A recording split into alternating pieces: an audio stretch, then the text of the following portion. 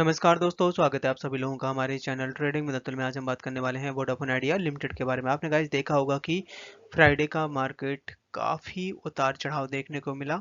इसके साथ साथ अपने स्टॉक में मामूली सी खरीदारी देखने को मिली है। बहुत सारे लोगों के कमेंट्स आ रहे थे कि क्या यहाँ से आएगी प्रॉफिट बुकिंग या फिर बनेगी तेजी, क्योंकि यहाँ पे बोर्ड की तरफ से फंड रेज का अप्रूवल मिल चुका है। बट मार्केट में उड़ती उड़ती खबर ये भी दिखाई दे रही है कि फंड रेज तो बहुत ज्यादा करना है, बट किया कितना जा रहा है 2000 करोड़। ऐसी क्या मतलब दिक्कत आ रही है कि बहुत छोटा अमाउंट है जो कि अप्रूव हुआ है। इसका खुलासा है जो कि आपको 9 दिसंबर को होने वाला है, क्योंकि उसके दिन बोर्ड ने बुलाई है बहुत बड़ी मीटिंग। और रिसेंटली कुछ बड़े बदलाव देखने को मिले हैं। इंडस टावर में बड़ी बिकवाली करी जा रही है। जो स्टेक है यहाँ पे वोडाफोन के पास में, यहाँ तक कि कुछ मर्जर की भी बात चल रही है। 3 ऐसी कंपनियां हैं जो मिलके बड़ी कंपनी बनाने वाले हैं, और उसका इम्पैक्ट क्या आइडिया पे आएगा। तो चलिए गाइस, सारी न्यूज़ को डिटेल में समझते हैं। साथ साथ अगर आप लोग हमारे वीडियो के माध्यम से थोड़ी सी भी हेल्प हो रही हो तो प्लीज़ आप हमारे चैनल को सब्सक्राइब जरूर करें।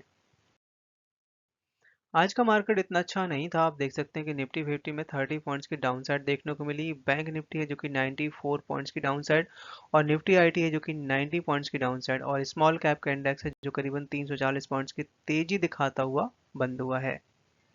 बात करें यहाँ पे अगर हम वॉल्यूम एनालिसिस के बारे में, तो आज आप देख सकते हैं कि 48 करोड़ का वॉल्यूम बना हुआ था।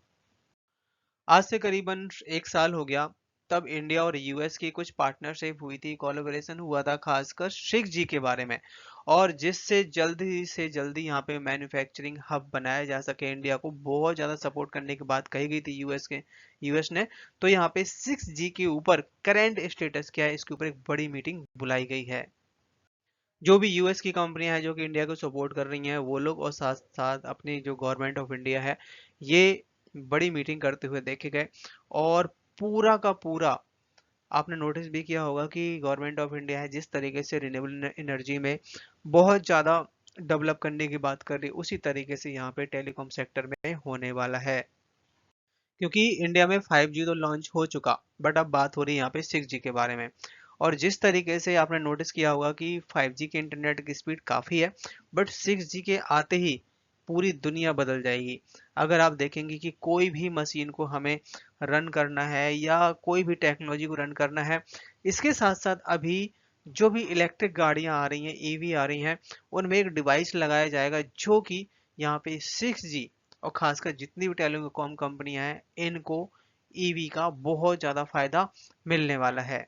और जिसमें सारे के सारे आप देख सकते हैं कि मोबाइल हो गया, रोबोट हो गया, और आपका मतलब जो डिफेंस के जो कंपोनेंट हो गए, इसके साथ साथ इलेक्ट्रिक इंजीनियरिंग, ये सारे के सारे इनमें बहुत तगड़ी डेवलपमेंट होने वाली है।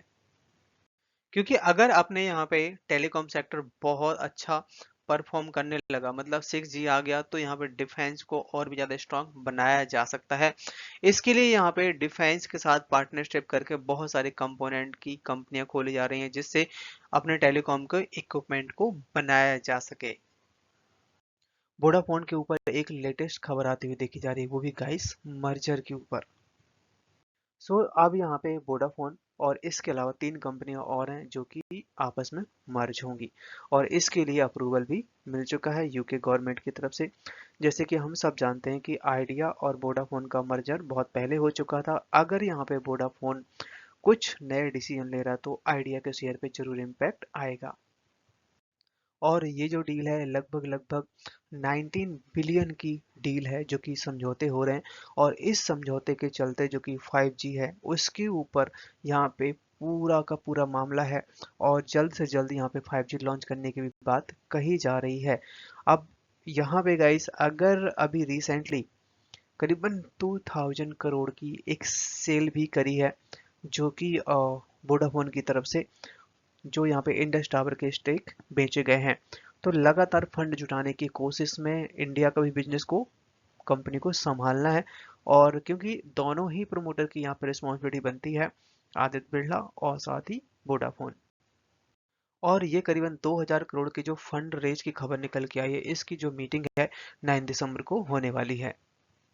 कंपनी है रिसेंटली बहुत बड़ा अमाउंट का ब्लॉक डील के जरिए फंड भी जुटाया, करीबन 2700 करोड़ का इंडस टावर के स्टॉक बेचे हैं, जिसमें कंपनी के पास अब लगभग 13,620 करोड़ का बैलेंस पड़ा हुआ है।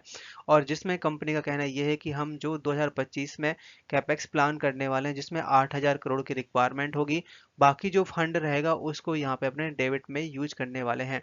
तो काफी अच्छे तरीके से कंपनी ने प्लान कर रखा और काफी बड़ा फंड भी इनके पास आ चुका है।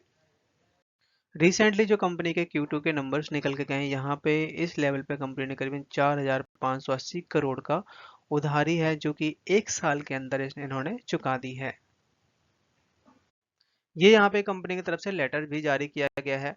आप देख सकते हैं कि करीबन 2,000 करोड़ का जो फंड जुटाने की बात कही गई, जिसका अप्रूवल मिला है, उसकी मीटिंग 9 दिसंबर को है और इसमें करीबन 2,000 करोड़ का ही इन्हें अप्रूवल मिला है, जबकि कंपनी को फंड की रिक्वायरमेंट ज़्यादा है। बात करें यहाँ पे अगर हम बीएसई इंडिया कारोबार के बारे में, तो आज आप देख सकते हैं कि 26% की डिलीवरी उठाई गई। आज के दिन शेयर ने हाई बनाया 8.22 का, लो बनाया 7.97 का, क्लोजिंग थी 8.12 पे, करीबन 0.5% तक की तेजी बनती हुई देखी गई। चार्ट पर नजर डाली जाती है, यहाँ पे आप देख सकते हैं कि स्टॉक है जो कि रिसेंटली 19 रुपए तक का हाई बनाया था, वहां से इस समय 8.5 रुपए के आसपास अपना बेस बनाता हुआ देखा जा रहा है। और जो अभी यहाँ पे वोडाफोन के मर्जर की खबर आ रही है, इसका इम्पैक्ट यहाँ पे मंडे को दिखाई दे सकता है। आपने नोटिस किया होगा कि रिलायंस जियो, भारती एयरटेल, जो कि यहाँ पे एआई के थ्रू जो स्पैम कॉल आती थी या जो भी फ्रॉड के मैसेज आते थे, उन सबको डिटेक्ट करके बंद किए गए जा चुके हैं।